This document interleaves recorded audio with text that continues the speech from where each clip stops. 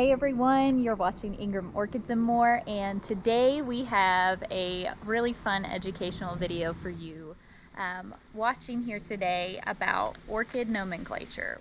What does my orchid tag mean? There's a lot of Latin names on there. Sometimes it's capitalized, sometimes it's not. There's these weird parentheses. What does it mean?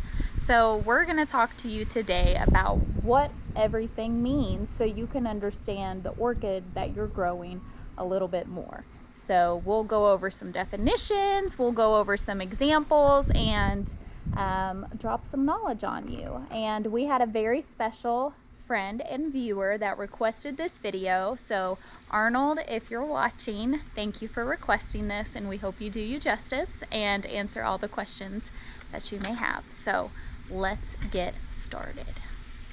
What is up, you guys? Today, as you saw in the intro, we're going to talk about how to read an orchid tag. So everybody may be pretty used to this, but if you're new to orchid growing, or you're just new to growing in general, and you're often confused by either tag names, common names, Latin names, Rex names, sort of that stuff, we're going to try and make it a little bit easier to understand.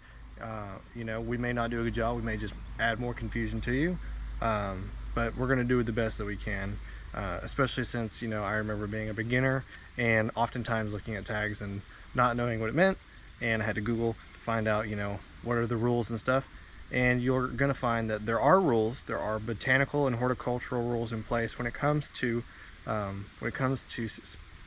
genus, species, the way tags are meant to be written for botanical reasons or horticultural reasons, but you'll often find in either nurseries or people's handmade tags or homemade tags, not everybody follows the rules to a T, and the guidelines are in place to just make it more universally understood to everyone on what a plant is. So it's kind of like grammar, and grammar is not was probably my worst subject in school, so we're gonna do the best we can. So the first thing we need to talk about, and really the two things that you need to remember, are genus and species, or genus and hybrids. So tag is always going to be, for a particular plant, a tag is almost always going to be made up of two words. So you're going to have your genus name, like we are Homo. For people, we're Homo sapiens. Our genus is Homo, our species name is Sapiens. And so you're going to notice that the first word that's on a tag, unless it's in parentheses and you have a long list of things, if it's just a tag with something, a Grex name or a species name, you're going to notice it's either a genus or an abbreviated genus name followed by the species epithet, or either the Grex name if it's a hybrid. And so an example here, so let's use this plant that we just got. So here we have this. The first word that we're going to come to is going to be our genus name. This is in the genus Encyclia. And the second is the species. This is species Brevifolia, Encyclia brevifolia. So there's a difference between species and hybrids. Species are natural, they're found somewhere in the wild, and if the whole name is spelt out, botanical nomenclature should dictate that this should be italicized. But there's a caveat. Not always is this whole thing going to be italicized when you're looking at a tag. It's only supposed to be italicized if you spell out the whole thing. And a lot of times there are abbreviations, 3-letter abbreviations for either genuses or nothogenuses. And what I should clarify is a nothogenus is a man-made genus of complex different hybrids, and we'll go over that a little bit later. But if it's abbreviated, you're often going to find that it's not italicized. So that's not a hard and fast rule for identifying a species. The best way to identify whether a plant is a species or a hybrid, let's come back to here, is if your species, the species placeholder is uppercase or lowercase. Species are always going to be lowercase, whereas hybrids are going to start with an uppercase word, or uppercase letter, I should say. So that's your tried and true method, but the problem is that oftentimes not everybody follows these rules. So you may find everything lowercase, everything uppercase, or you might find somebody who has a species with an uppercase letter at the beginning, and that's horticulturally and botanically incorrect, but we won't hold it against everybody, because mistakes happen, or oftentimes people just don't know. And a lot of times when you see in grammar, when you have two words that are a name, you're naturally inclined to capitalize what that species would be, but that would be incorrect. So when you're shopping at plant nurseries, you just want to be careful. Not everybody gets it right, and that's okay, but you need to know what is correct for your educational purposes, because you're learning about your plant, and the more you know about the plant, the better you are to take care of it. All right, so we're going to use a few different examples here, because there's a lot of different ways you can make a tag. And so the next thing we come to, that we took these from some of the plants. This is Laelia aurea. So what you're going to notice, again, just like the previous plant, this is a species, just like you'd find in the wild. The genus name is Laelia, species name is aurea, and you'll notice it is italicized. But then you come down here and you ask yourself, what is this? So oftentimes people who are breeding species stuff, for the distinction of breeding so that people know the progeny, this is Laelia aurea by Sib. So this was a seed grown plant from a breeding of an aurea, Laelia aurea, that was pollinated with a sibling from the same flask, or same for the same crop. So you can have down here on your second line, you'll oftentimes see by Sib, by self, or sometimes maybe people will omit it altogether and you'll just see the species, genus and species name by itself. And in that case, you would either need to ask the grower for further clarification if you're interested in knowing whether it's a seed grown plant, a clone. Oftentimes clones, which we'll talk about a little bit later, will have some extra information on there, but not always. So if you're in doubt, you can just ask. But a lot of times species stuff will just have the genus and species and nothing else. And oftentimes they are either divisions or they're seed grown plants. So here's another example. This is a species, but for the distinction of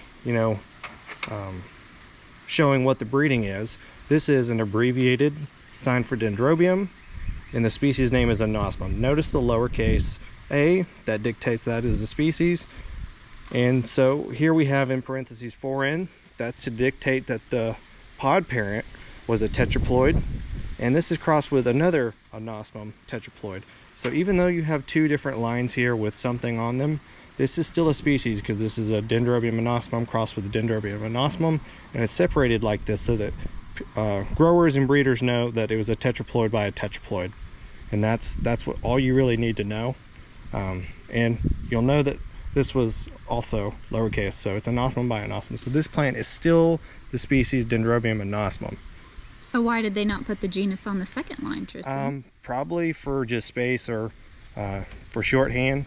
I think, I don't know what's botanically correct here, but I do believe you would put either another abbreviated DIN, but it's not, most people will understand what's going on here. You could also just spell out the whole thing here without the abbreviation and put the whole second line there, or you could even put by Sib or by out with the parentheses 4N. So there's a lot of ways to skin a cat. You could write a lot of different things on here to dictate the same information. And as somebody who's purchasing plants, when they see 4N on a tag, is that something that they should gravitate towards, or what does that mean in human sense? So 4N is going to dictate that the plant is either a known tetraploid or is presumed to be tetraploid. Tetraploid just means it's got double chromosomes. With humans or animals and mammals and stuff, that would be a lethal that would be a lethal condition. But with plants, a lot of times having a doubling of the chromosomes results in better quality flowers, better quality plants. The plants tend to be bigger, the flowers tend to be bigger, the segments of the flowers tend to be fuller and richer. Sometimes they last a little longer. They often come with the caveat is they tend to be slower growers. But in today's day and age, a lot of breeders and a lot of growers are gravitating towards tetraploid plants because with species breeding in particular, you can only get so far perfecting flower quality before tetraploidy is the only way forward in making a bigger, better flower. And so people always want bigger and better, and tetraploidy is oftentimes the way to do that. So you'll notice there's a lot of tetraploids, not just in orchids, but in other plants that are commercially grown or grown by hobbyists. It's a big part of the growing trade, and you'll just need to look out for that. And not all tetraploids are listed. So you may have a tetraploid and not know it, but that's what that means. So I guess my next question is, so we have an Encyclia cordillera, or cordillera, however you want to say it. And there's so many different varieties when it comes to that. So you could be getting like the same species, but then you're shopping at these nurseries and it'll say like, oh, this variety for that, this variety for this. Is it the same plant? Is it, what is going on there? So let's see, can we find anything that's got a tag with a variety name? No, but we're going on to hybrids next, and this one here does have it on. So the next thing that we were going to talk about is this. This is a primary hybrid of two different species. So our first line here, we have an abbreviated genus name. This is Encyclia. We have, this is the Grex name, or the hybrid name. And you'll notice it is a capital letter H. Every word in the Grex name is often going to be capitalized. Hunty's home run. And you'll notice oftentimes information about breeding will be either in these parentheses or just added on another line. Think of the parents. So the parents of this plant are Encyclia plicata. F stands for forma. And what do you need to know about forma? I'm not 100% sure because I haven't looked at the nomenclature rules in a while, but you'll either see the words F for forma, variety. There are some distinctions, I believe, between forma, variety, but I off the top of my head, I can't remember exactly what they are. But you'll either see VAR, or like we see F period, or even VAR a V period, or sometimes just a V period, and it'll tell you alba. So plicata, forma alba. So this is the albinistic plicata crossed with Encyclia randii, forma alba. So this was two albinistic species crossed together. Unfortunately, or fortunately, this is just a quirk of genetics. All of this this crop have come out with color. They've not been alba, but that's a topic for another video. So, but if you're a new viewer, what does alba mean? Alba just means it's like albinism, or in humans, you know, they lack the genes for pigments. So oftentimes the flowers will be either like greenish white or a little yellow. Where you would normally see pigmentation or color on the flowers in the hues of like purples and reds or browns, those will often just be absent, and you'll have just a plant with no pigment in the foliage and no pigment in the flower. Gotcha. So that's the form that it's talking about. So it's still a species, but it's a different color in that sense. So when it's telling you the form of alba. Yeah, so this wasn't a species, this was a hybrid, but our tag did say that both of the species that made this primary hybrid were forma alba. You'll oftentimes hear just people say variety alba.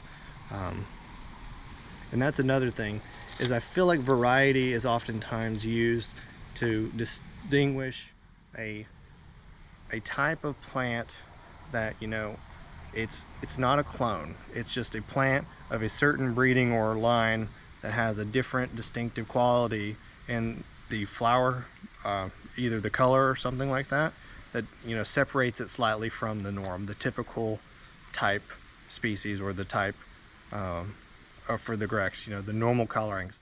Varieties are often just used as a way to distinguish them away from the norm.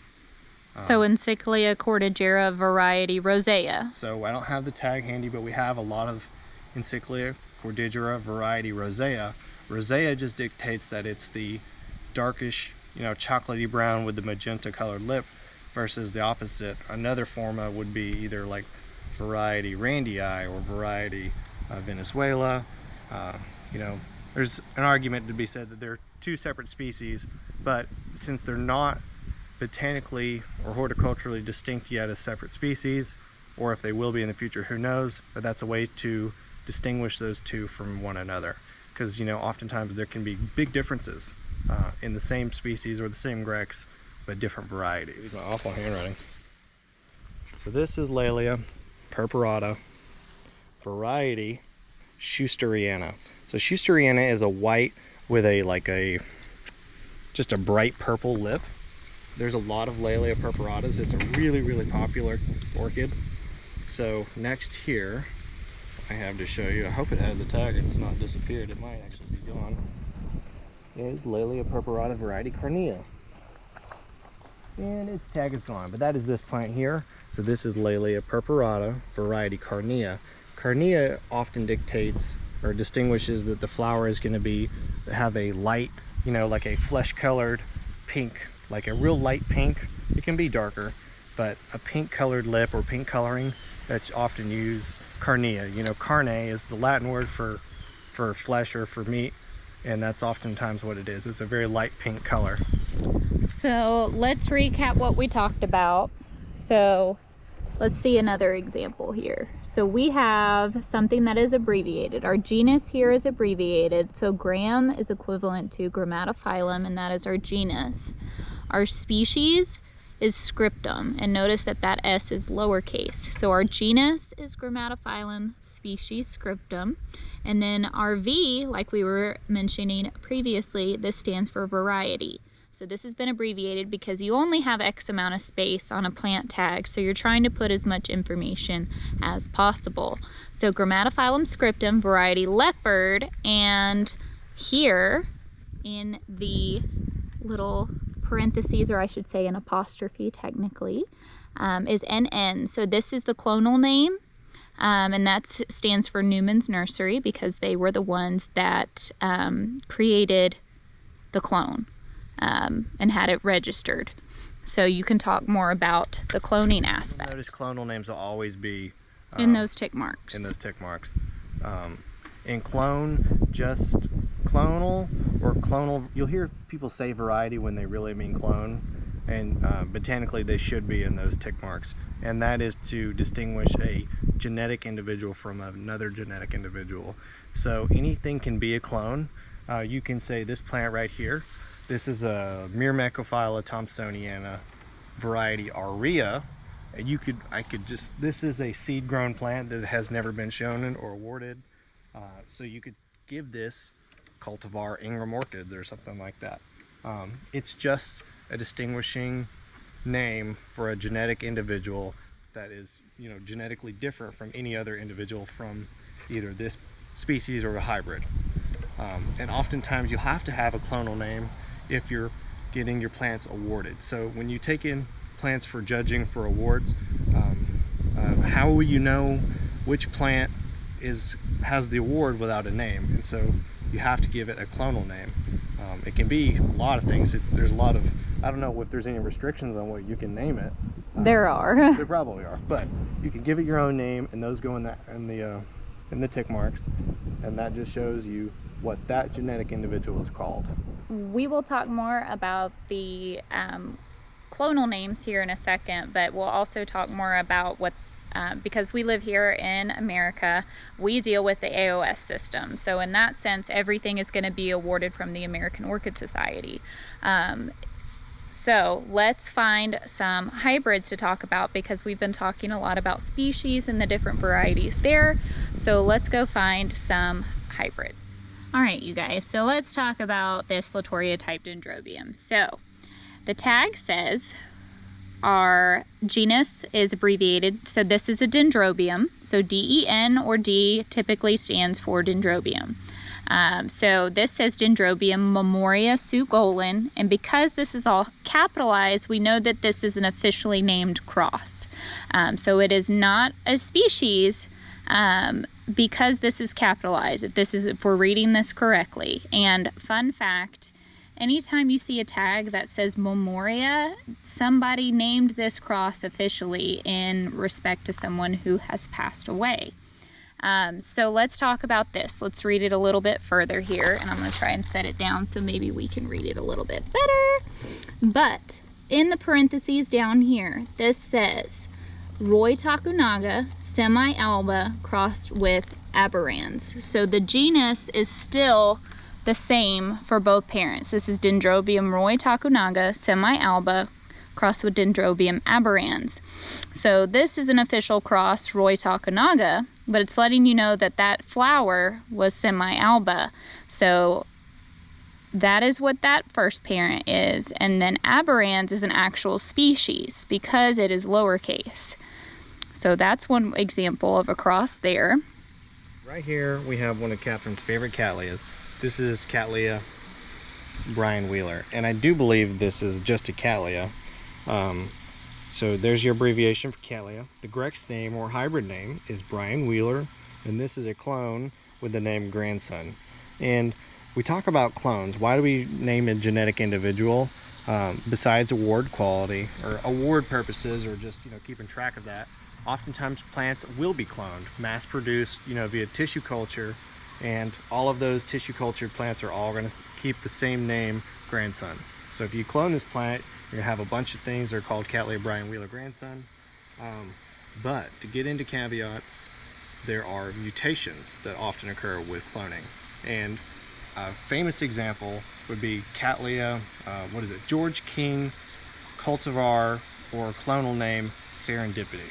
So out there you'll also find another one called George King, right, or cultivar Southern Cross. And an interesting bit that I learned was that Southern Cross arose from a mutation that occurred from cloning Serendipity. So Serendipity is a very loved, renowned clone of Cattleya George King. It's a pink color, and I don't know who originally got the mutated clone, but there was a individual from that cloning process that bloomed and had a mutation that gave it a yellow color. And so in that case, there's a genetic distinction for mutation that change the plant in enough, change the quality of the plant and the flower enough to give it a separate individual clone name. So it was given the name Southern Cross to distinguish it from Serendipity, even though it is almost genetically identical to George King's Serendipity, because it was a clone with a mutation. And so that's a weird little caveat that not a lot of people think about, but just keep that in mind for the more intermediate to advanced growers. So let's look at another example here at this plant. We have it completely spelled out, so it is italicized. So I immediately know from reading this that this is a species. So our genus is Guarianthe, our species name is Beringiana, and this is Alba. So Alba, if we were listening before, is what Tristan said is a lack of color. So Guarianthe Beringiana alba, but it has a clonal name, Snow Summit, but this is crossed with itself. So you want to expand on that? So I think I made this tag, and if I was actually botanically incorrect, I should have added a variety to or forma to dictate that it was Alba, and there should have been parentheses around the bottom line, Snow Summit. So Bob Palafian, he gave me this. So Bob, if you're watching, awesome. Thank you very, very much. But this is the clonal name, Snow Summit, and it's a selfing of that. So those seedlings will, we hope, and we're pretty sure that all the seedlings are gonna be Alba. That's why the Alba was listed on there. But that is just to dictate that it was a selfing of a clone of an individual whose name was Snow Summit. And with selfing, even though it's technically inbreeding, there can be a little bit of genetic recombination, and there can be some variation amongst the seedlings that result from that selfing, that pollination event. So really, shame on me. I should have had in parentheses down here Snow Summit by self instead of without the, but that was just my laziness. Being new to orchids and reading tags, a lot of times, things happen. It may not be written on there correctly. There may be lack of space. And I do want to point out that orchidroots.com is an excellent resource for orchid growers, because you can search the name and it will pop up and you can see what that orchid is, in the sense that it'll show you the ancestry. So obviously if it's a species, there's not parents for that. It's something that naturally occurred in nature. But we saw a lot of crosses that we've talked about, so you can see something that has been officially registered. Now, the cross has to be officially registered for it to show up in Orchid Roots, because if it's not named, it's not official. You're not going to find it in there. But if it's officially registered, you can go on there and then you can learn about the parents.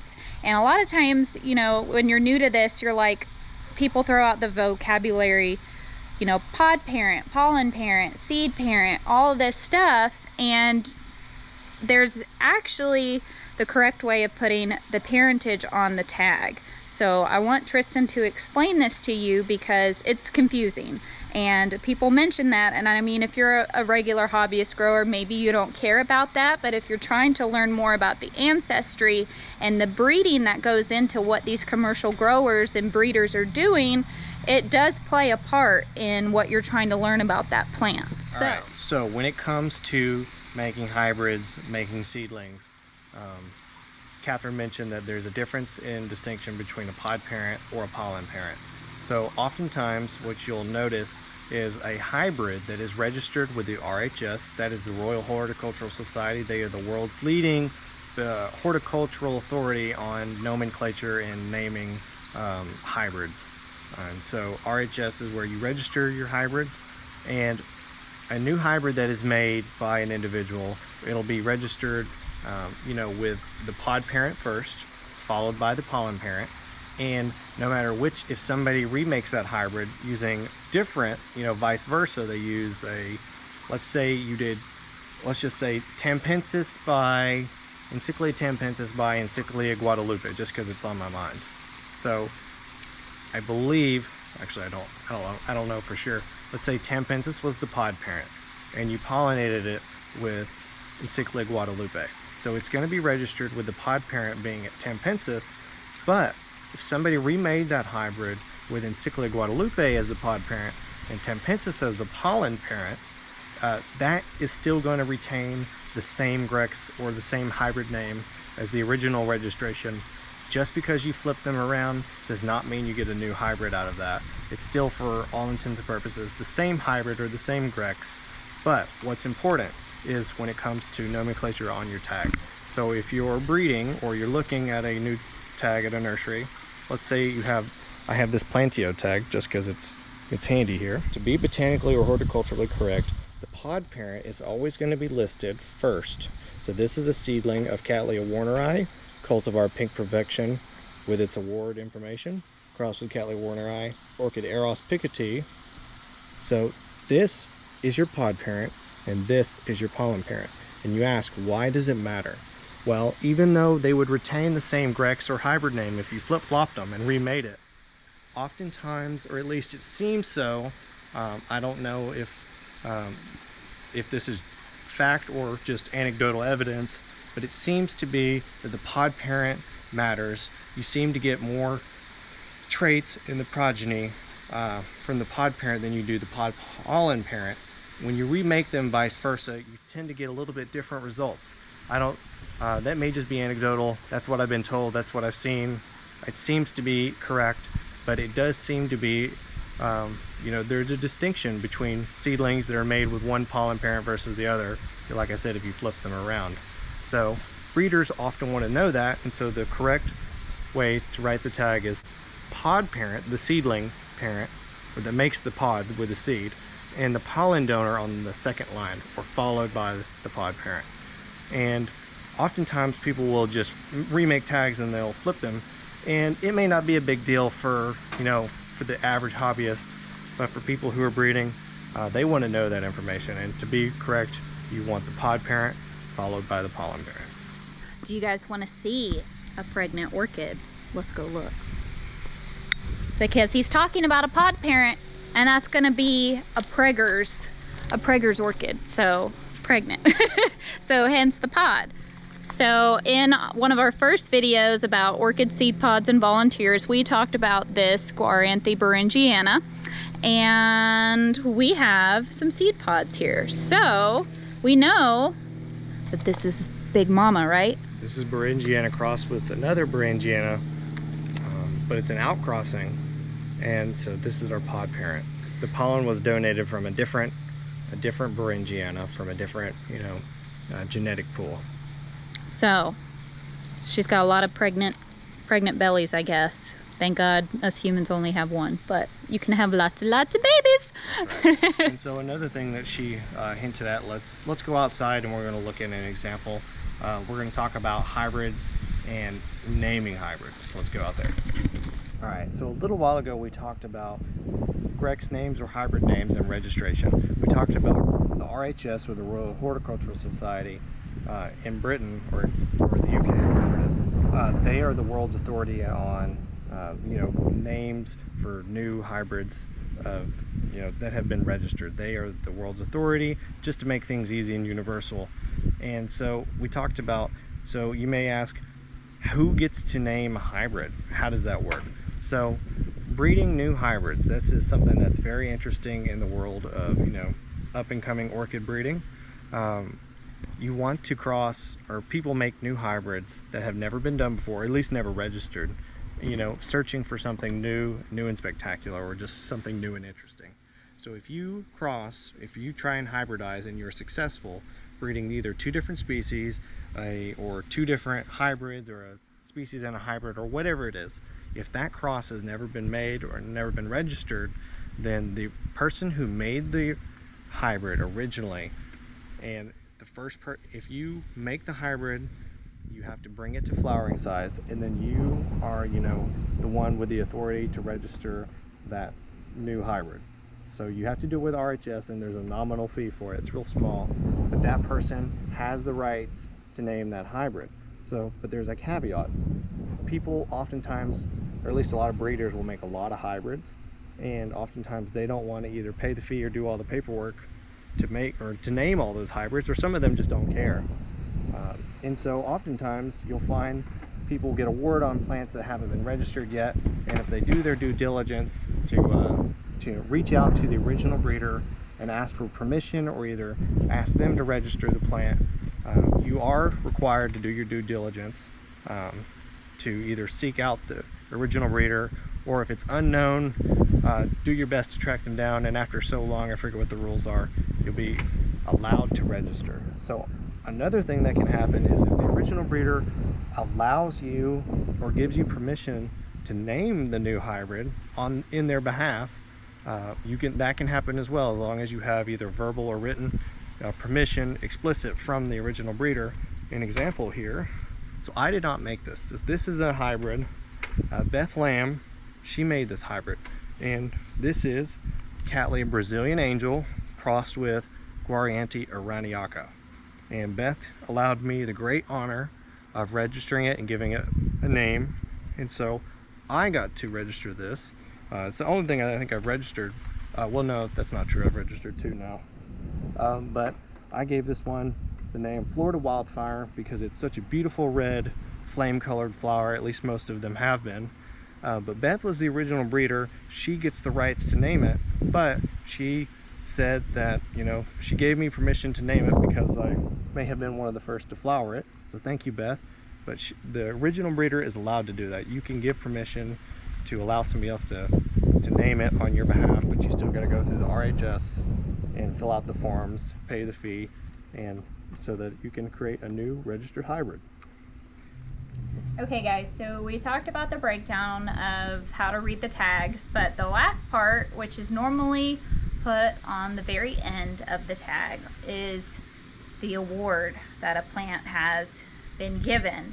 And here we are in the United States, so we are referring to the American Orchid Society, which is the society that grants these awards. So strictly from the AOS website, it says that the American Orchid Society grants the following awards to orchids and exhibitors. AOS awards are a recognized measure of quality the world over and coveted by hobbyists and commercial growers alike. An AOS Flower Quality Award adds value to an orchid in its own right and as a parent for creating hybrids. So like Tristan mentioned earlier, if a plant gets awarded and it needs a hybrid name, it has to be named in order to receive the award. So that's a big part of it. So you can't just get your award and not name it, because then the award will be taken away essentially. So, let's talk about in our country what the awards are. So I had to write it down because there are a lot of them and there is a scale on that. So essentially, just like you're writing an essay for school, we're on a 100-point scale measuring system.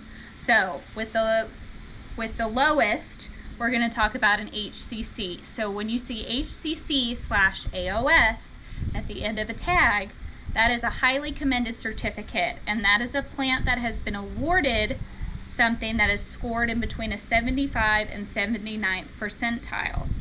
Okay, the next one is an AM AOS award, and that is an award of merit which scores on an 80 to an 89 point system. And the highest that you can get is an FCC. So if you see plants that are awarded with an FCC AOS, get it. It is the first class certificate. That's what FCC stands for, and that is 90 points and up to the 100 scale. So the AOS judges have taken the time to analyze everything about the plant, its parentage, its growing tactics. There are a lot of factors that go into how they judge these plants. So then, once a plant is awarded, it's time to give it a clonal name. But we'll talk about some of the other abbreviations that the AOS uses, but those were the three most important ones. HCC, AM, and FCC AOS are all awards based on flower quality of the plant. So these plants that are brought to judging are not green plants. They have to be in bloom. So next ones are based on horticultural and botanical recognition, essentially. So a JC award is a judge's commendation. The next one is AD, Award of Distinction, and AQ is Award of Quality. And then they have the CBR Award, which is the Certificate of Botanical Recognition. There is CHM, which is the Certificate of Horticultural Merit, and then CCM, which is the Certificate of Cultural Merit. And lastly, CCE is the Certificate of Cultural Excellence. Have I seen these on tags? Not really. I haven't seen many of these. The more I see is your standard awards based on flower quality, which is what breeders are technically looking for in the grand scheme of things. Yes, how a plant grows and how fast it can grow plays a part. Award can't be given until a new hybrid is named. And you have X amount of days to register that clone. And if that requirement is not met, the award is forfeited. In the grand scheme of things, it's better to reach out to the person, the breeder of the plant, letting them know that you're taking the plant to judging as kind of like a extra measure, just so it's on their radar. And if you know there's a high likelihood of you receiving an award on that plant, it's already on their radar and you can request permission. And then once permission is given, then you can go to register it, pay the fee, and then there is a standard processing time in order for that to show up in record. Okay, everyone, so that was a huge knowledge dump, and you're probably like, Tristan, Kathryn, is this a new language? And essentially, yes, it is. There's a whole new language when it comes to orchids, and hopefully you learned something new from this. But if you have further questions and want to know more, drop a comment down below and we will answer your question as soon as possible.